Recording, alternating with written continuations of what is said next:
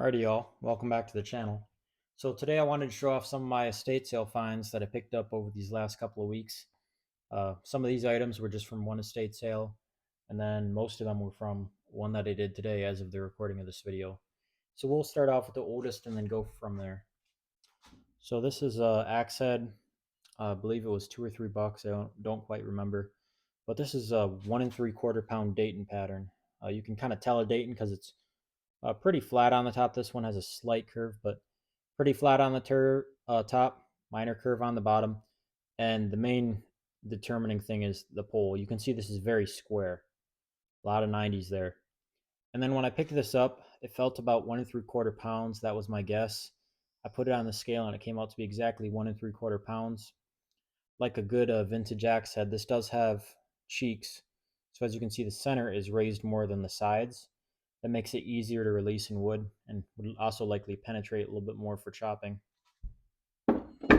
Next, we have this one, which I picked up at a separate sale. This is a 12-pound sledgehammer. I paid $3 for this. As you can see, it says warranted and 12 on the underside of the head. So I got to pound a few splitting wedges with this, and I really like it. It seems to be a little bit more powerful than an 8. And then the sale I went to today, I paid $1 for this hatchet, which I think is pretty good. This might just be my favorite hatchet. Everything about it just seems nice. I haven't used it yet, but the handle is perfect. It's slim. It feels really good in my hands. The head weight and the length, it just feels like a perfect size. And the head looks nice too. I haven't seen a brand or anything on here, but I'm assuming it's an older one. It just feels perfect. Everything about it feels just right. But yeah, you only paid $1 for that, so definitely like that. Next, I got the small. The small was 10, which may have been a bit much. It kind of looked vintage to me, but this is an axe eye maul. As you can see, it takes the longer, more oval style handle.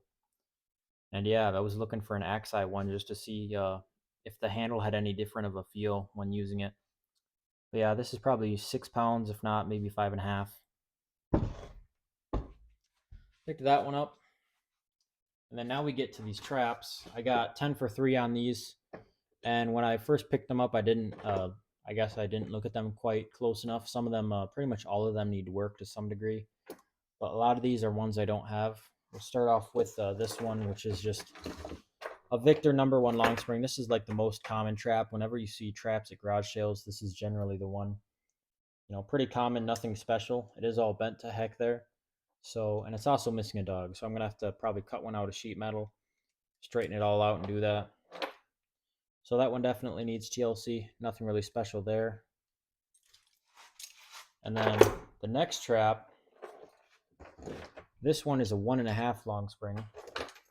Because as you can see, it's larger.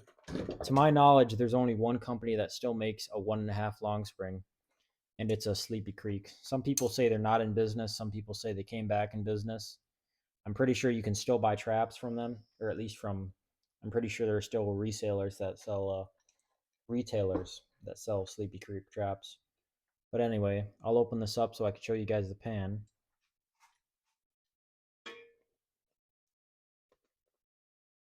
All right. So now that we got it opened up, you can see it says Triumph #1.5 Triumph Trap Co. It says Triumph patented #1.5 made in USA by Triumph Trap Co. So that's pretty interesting. And then also interesting thing, I was watching a video on the Sleepy Creek 1.5 long spring. I'm just gonna have to let this go real quick. All right. You see the way this pan is attached? How it kind of folds over like that? The Sleepy Creek 1.5 is identical, except it uses a actual bolt so you can adjust the pan tension. But I get the feeling they were inspired by this design. Just interesting. This one's also missing a dog, and I didn't really notice any of these things when I first picked it up. I just noticed them, saw that there was this trap here, and then made an offer on them. As you can see, I'm not sure if somebody stepped on this too hard or ran over it with a UTV or something, but that spring's bent a little bit, but it still seems to work. So there's that one. Also, the chain is pretty gnarled on that. but I got a bunch of extra chain I can use.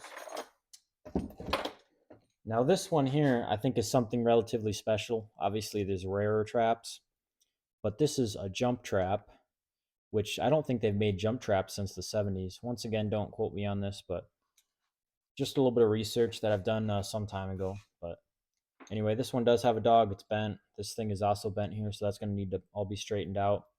The pan is non-existent, but this is a number 1 jump, which is a smaller size. They make number zeros, I believe. Anyway, this could be a 0, but I'm pretty sure it's a 1. Once again, there's no pan to identify whether it is a 0 or a 1.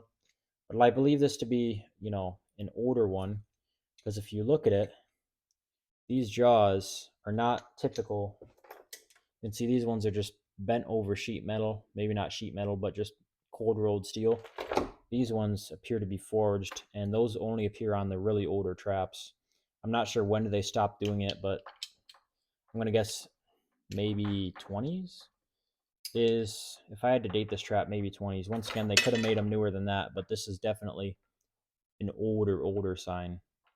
We're not talking 60s or anything here. Once again, this is just a little bit of research, things I've heard, just, not an expert or anything, but you can see they're thicker there, and then on the edges, they're kind of thinner on the backside, so they're a little bit tapered, which is pretty interesting. So yeah, that trap, I'll probably have to make a pan for. We have a CNC plasma table. I can probably just cut out a pan, tack weld it on. Might put my initials in it or something. But yeah, the reason they haven't made these traps in such a long time is because of a coil spring trap. I have one here I can show you guys.